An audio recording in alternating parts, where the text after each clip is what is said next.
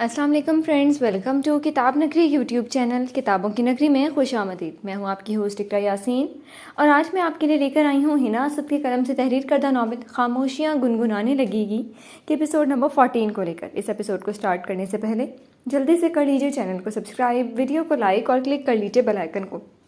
اب آتے ہیں ایپیسوڈ کی جانب۔ السلام علیکم سر۔ وعلیکم السلام، کیسے ہو اسرائیل ثانی؟ شکر الحمدللہ، میں بالکل ٹھیک ہوں، آپ کیسے ہیں؟ شکر ہے اس پاک ذات کا، انہوں نے جواباً کہا۔ سر، میں آپ سے اپنی جاب کے سلسلے میں بات کرنا چاہتا ہوں۔ بتاؤ اسرائیل، کیا جاننا چاہتے ہو؟ انہوں نے سادہ انداز میں کہا۔ سر، کسی بھی پولیس آفیسر کو انفٹ ہونے یا معذور ہونے کی وجہ سے جاب سے نکال دیا جاتا ہے، تو کیا مجھے بھی؟ اس نے جھجکتے ہوئے پوچھا۔ یہ ناول آپ کتاب نگری یوٹیوب چینل پر دیکھ رہے ہیں۔ اسرائیل، تم ہماری پولیس فورس کے قابل آفیسر ہو، ہم تمہیں کھو کر اپنے محکمے کا نقصان اپنے ہاتھوں سے خود کر دیں گے۔ ایسا کچھ نہیں ہے جیسے تم سوچ رہے ہو، میں نے تمہاری لیو لے رکھی ہے، یہی بتایا ہے کہ تم ہائر اسٹڈیز کے لیے ابراڈ گئے ہو اور تمہارے اس تعلیم سے ہمارے محکمے کو کوئی فائدہ ہوگا۔ واپس آتے ہی تم جوائننگ دو گے، تم اپنا علاج کروا لو، ٹھیک ہے؟ پھر تمہاری واپسی ویسے ہی ہوگی جیسے ہمیشہ ہوتی ہے، انہوں نے توصیفی انداز میں کہا۔ تو اسرائیل کے بھیجے ہوئے لبوں پہ نہ جانے کتنے دنوں کے بعد مسکراہٹ نے قبضہ جما لیا۔ دماغ میں ہزاروں شکوے اور گلا کرتی سوچیں بکھر گئی تھی۔ ہے کون میرا؟ کس سے بولوں کہ میرے حق میں وہ آ کے بولے؟ نہ جانے کیسی خطا ہوئی ہے کہ اس کے شکنجے میں میری جان پھنس گئی ہے۔ لمحات ساعتوں میں تبدیل ہو گئے تھے، دل میں بھڑکتے شعلوں نے اس کا جینا دوبھر کر دیا تھا، اس کی امیدیں دم توڑ گئی تھیں۔ وہ ہاسپٹل کے بستر پر لیٹے ہوئے اس دن کو سوچ رہی تھی جب اس نے پہلی بار گولیاں چلنے کی آواز سنی تھی، عجیب و غریب خفیہ راستے دیکھے تھے، اور تہخانے میں بنے وہ ٹارچر رومز۔ ہاں، انہیں کیسے بھلا سکتی تھی وہ؟ ہنوز بے یقینی کا شکار ہوئی وہ ذہن سے وہ تمام حالات جھٹک تو نہیں سکی تھی، لیکن اب سکتے سے نکل گئی تھی۔ بال کان کے پیچھے اڑس کر اس نے کاشی کی طرف دیکھا تھا، اس کے چہرے پر چھائی سنگین قسم کی سنجیدگی اسے کچھ بھی کہنے یا پوچھنے سے روک رہی تھی، لیکن اسے پوچھنا تو تھا۔ یہ کون لوگ تھے؟ اس کی آواز گھٹی گھٹی تھی۔ کاشی نے قدرے چونک کر اسے دیکھا۔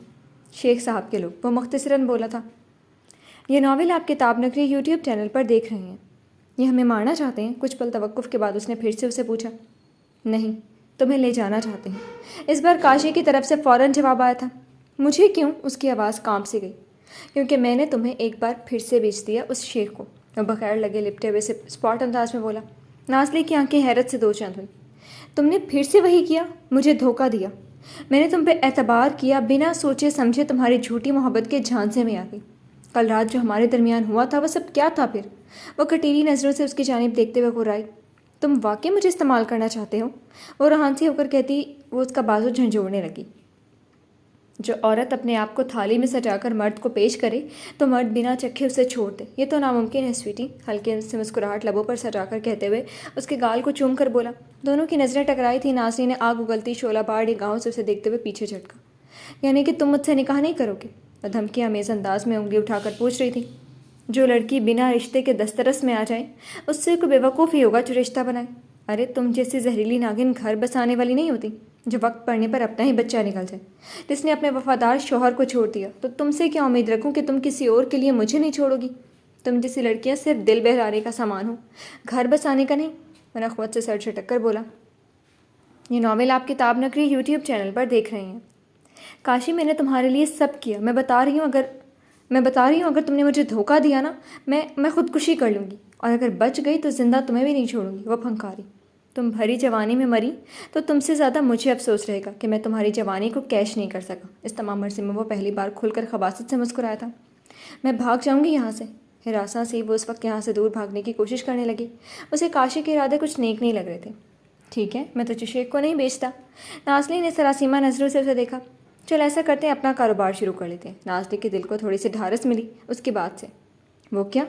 اس نے استفسار کیا۔ تو کال گرل بن جا اور میں تیرا دلال۔ یقین جان، بہت پیسہ ہے اس کام میں۔ وہ سرکشی نما انداز میں اس کے کان کے قریب چہرہ کے رازدارانہ انداز میں بولا۔ مر جا تو کاشی، وہ اسے پیچھے دھکیل کر نخوت سے بولی۔ یہ ناول آپ کتاب نگری یوٹیوب چینل پر دیکھ رہے ہیں۔ اگر تو نے میری بات نہیں مانی تو تیری اس خوبصورتی کو ایسا حسین بناؤں گا، قسم سے کسی کو چہرہ دکھانے کے قابل نہیں رہے گی۔ وہ دانت پیس کر برفیلے لہجے میں غرایا۔ کیا کرے گا تو بول، کیا کرے گا؟ مارے گا مجھے؟ چل مار کے دکھا۔ وہ بھی غصے سے آگ بگولا ہوتے ہوئے بولی اور کاشی کو کالر سے پکڑ لیا۔ سالی مجھے دھکا دیتی ہے۔ وہ اس پر جھپٹ پڑا اور ایک زوردار تھپڑ اس کے گال پر مارا۔ نازلی کی آنکھوں میں بے یقینی ہی بے یقینی تھی۔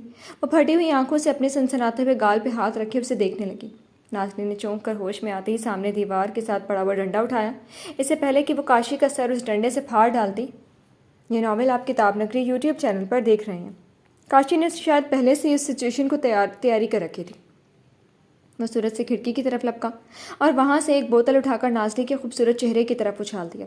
ایک سیال سا نازلی کے چہرے پر گرا۔ اس کی بلند و بانگ دردناک چینخوں نے وہاں کے در و دیوار کو بھی ہلا ڈالا۔ لمحوں میں اس کا چہرہ ایک طرف سے سارا جھلس گیا۔ وہ چینخیں مارتی ہوئی وہیں ڈھہ گئی۔ مئی کی گرمی اپنے جوبن پر تھی، سورج گویا آگ برسا رہا تھا۔ یہ شاہ ولا میں بی بی جان کے کمرے کا منظر تھا، جہاں وہ اس وقت سفید دوپٹے کے حالے میں لپٹے پرنور چہرے سے نماز ادا کر کے ابھی فارغ ہوئی تھی۔ اپنے کپڑوں والا صندوق کھولا، اس میں سے ایک تصویر برآمد کی جس میں 3 لوگ دکھائی دے رہے تھے۔ وہ فوٹو فریم پہ اپنی جھریوں زدہ ہاتھوں سے چھو کر محسوس کرنے لگی۔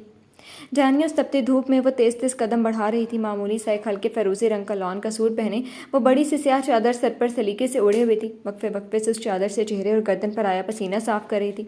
اس وقت اس کے چہرے پر زمانوں کی تھکن تھی، جیسے لمبا سفر طے کر کے آ رہی ہو۔ یہ ناول آپ کتاب نگری یوٹیوب چینل پر دیکھ رہے ہیں۔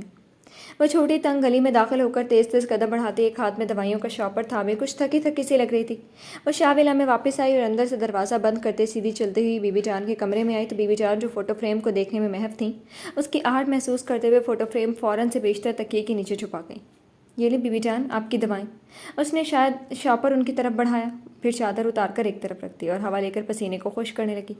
بہت شکریہ میری چندا، انہوں نے محبت بھرے انداز میں اس کے گال پر ہاتھ رکھ کر کہا۔ بی بی جان مجھے شکریہ مت کہیں، میں آپ کی بیٹی ہوں تو یہ میرا فرض ہے، اور اگر کچھ کرنا چاہتی ہیں تو میرے لیے دعا کریں۔ میں بہت غلط راستوں کی مسافر بن گئی ہوں، اللہ تعالیٰ سے کہیں مجھے ہدایت دے۔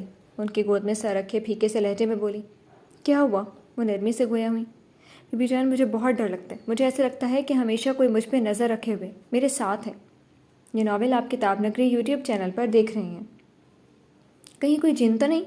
وہ اٹھ کر بیٹھتے ہوئے بولی، ایسے حیران لہجے میں بولی کہ جیسے یہ خیال پہلی بار اس کے دماغ میں آیا ہو۔ بی بی جان ہلکا سا مسکرا گئی۔ بی بی جان میں تو خوبصورت بھی نہیں، تو مجھ پہ کون سا جن عاشق ہونا؟ وہ چھمبے سے خود دیکھ کر استفسار کرنے لگی۔ بیٹا جب انسان خود جن سے ڈرتا ہے تو ان کی سرکشی بڑھ جاتی ہے، تو وہ انسان پر حاوی ہونے لگتے ہیں۔ یہ جو ہمارا خوف ہے در حقیقت ان کو طاقت بخشتا ہے۔ جب ان کو پتہ چل جائے کہ یہ بندہ اس وقت ذہنی طور پر کمزور ہے اور اندر سے ہم سے خوفزدہ ہے تو وہ اس پر حاوی ہو جاتے ہیں۔ یہ حقیقت ہے کہ ہر انسان کے پیدائش سے لے کر موت تک ایک جن اس کے ساتھ رہتا ہے جس کا نام کرین ہے، اور اس کرین کو آپ کے ہر اچھے اور برے کام کا پتہ ہے، یہاں تک کہ آپ کی عادت اور فطرت کے بارے میں بھی۔ ہم روزمرہ زندگی میں جو باتیں کرتے ہیں انہیں کرین سنتا ہے کہ یہ اندر سے ہم سے خوفزدہ ہیں کہ نہیں، اور جنات کرین سے ساری معلومات لیتے ہیں کہ یہ ہم سے خوفزدہ ہے کہ نہیں۔ سورۃ زخرف کی آیت نمبر 36 اور 38 میں کرین کا لفظ برے ساتھی کے لیے استعمال ہوا ہے۔ جو کوئی رحمان کی یاد سے آنکھیں بند کر لے یعنی تغافل کرے، ہم اس پہ ایک شیطان کرین مقرر کر دیتے ہیں تو وہ اس کا ساتھی ہو جاتا ہے۔ سورۃ زخرف آیت 36۔ تو یہ ہمارا ساتھی اور موت تک ہمارے ساتھ رہے گا۔ جنات سے ہم خود خوف محسوس کرتے ہیں تبھی وہ ہمیں ڈراتے ہیں، ورنہ ان کی اپنی کوئی اوقات نہیں، اور اگر ہم اللہ کے راستے پہ چلنا شروع کر دیں تو یہ ہمارا کچھ بھی نہیں بگاڑ سکے گا۔ یہ ناول آپ کتاب نگری یوٹیوب چینل پر دیکھ رہے ہیں۔ کیونکہ شیطان نے خود کہا تھا کہ میں تیرے بندوں کو گمراہ کروں گا، لیکن جو تیرے بندے بن جائیں گے ان کی کچھ بس نہیں چلے گا میرا۔ بیٹا جن تو ایک بسم اللہ کی مار ہے، اب بسم اللہ الرحمن الرحیم پڑھو، جن اسی وقت بھاگ جائے گا۔ تم کچھ غلط سوچ رہی ہو، اس لیے جن تم پہ حاوی ہونے کی کوشش کر رہے۔ تم سب بری سوچوں کو چھوڑ دو، دیکھنا تمہیں ڈر لگنا بند ہو جائے گا۔ وہ اس کے بالوں میں انگلیاں پھیرتے ہوئے نرمی سے بولی۔ جانیہ چھت پر نظریں جمائے ہوئے سوچنے لگی۔ یہ ناول آپ کتاب نگری یوٹیوب چینل پر دیکھ رہے ہیں۔ آج اسرائیل ثانی اپنے ڈرائیور منور کی مدد سے ہاسپٹل آیا ہوا تھا۔ وہاں پر ایک ماہر سرجن سے اس کی اپائنٹمنٹ تھی۔ آپ کا کیس کافی کمپلیکیٹڈ ہے، انہوں نے ہاتھ میں موجود اسرائیل کی کیس ہسٹری فائل کو سرسری سا دیکھتے ہوئے اپنے پیشہ ورانہ انداز میں کہا۔ سوری، میں آپ کا کیس نہیں لے سکتا۔ میرا تو یہی مخلصانہ مشورہ ہے کہ آپ بیرون ملک سے اپنی سرجری کروا لیں۔ ٹھیک ہے، اس نے گہرا سانس لیتے ہوئے کہا۔ آپ مجھے ورلڈ بیسٹ سرجن کا بتائیں، میں بالکل ٹھیک ہونا چاہتا ہوں، اپنے ملک کے لیے، اپنے والدین کے لیے، خود کے لیے۔ اس نے عزم و ہمت دکھاتے ہوئے پختہ لہجے میں کہا۔ یہ ناول آپ کتاب نگری یوٹیوب چینل پر دیکھ رہے ہیں۔ جی ٹھیک ہے، آپ بھی سرچ کریں اور میں بھی دیکھتا ہوں۔ جیسے مجھے اپائنٹمنٹ ملتی ہے کسی ماہر سرجن سے، میں آپ سے فوراً رابطہ کروں گا، انہوں نے تسلی آمیز انداز میں کہا۔ بہت شکریہ، اس نے ممنون انداز سے کہا۔ شام کے 7 بج چکے تھے، پلین پاکستان کی حدود میں داخل ہو چکا تھا۔ آج وہ دونوں یادگار دن گزار کر واپس آ رہے تھے۔ اشنا کھڑکی کے ساتھ والی سیٹ پر تھی اور ساتھ بیٹھے شامیر شاہ کے کندھے پر آسودگی سے سر رکھے ہوئی تھی۔ اس نے پورا سفر خوب انجوائے کر کے گزارا تھا اور شامیر شاہ سارے راستے اس کے ساتھ اپنے بچپن کی باتیں کرتا رہا تھا۔ اب اس سفر کے اختتام میں صرف آدھا گھنٹہ رہ گیا تھا۔ اس نے اشنا کی طرف دیکھا جو اس کی باتیں سنتے ہوئے سو گئی تھی۔ شامل کے لبوں پر مسکراہٹ بکھر گئی۔ اٹھ جاؤ ڈیئر وائفی، ہم ایئرپورٹ پہنچنے والے ہیں، وہ جلدی سے بولا۔ اشنا کی نظریں کھڑکی سے باہر کے مناظر دیکھنے لگی۔ بس گھر چل کر آرام سے میری باہوں میں جی بھر کر سونا، وہ مسکراتے ہوئے بولا۔ نہیں شاہ، میں آج مام ڈیڈ سے ملنے جاؤں گی۔ جب سے ہماری شادی ہوئی ہے میں ایک بار بھی ان سے ملنے نہیں گئی۔ دل تو نہیں کرا، لیکن اگر تم جانا چاہتی ہو تو ٹھیک ہے، وہ سرد آہ بھر کر بولا۔ اشنا مسکرانے لگی۔ یہ ناول آپ کتاب نگری یوٹیوب چینل پر دیکھ رہے ہیں۔ وہ ایئرپورٹ سے باہر نکل کر اشنا کو اس کے گھر چھوڑے خود شاولہ واپس آنے والے راستے پر گامزن ہو گیا۔ جی تو فرینڈس، کیسی لگی آپ کو آج کے ایپیسوڈ؟ کمنٹ سیکشن میں ضرور بتائیے گا۔ پھر حاضر ہوں گے نیکسٹ ایپیسوڈ کے ساتھ، تب تک کے لیے اجازت دیجیے۔ شکریہ، اللہ حافظ۔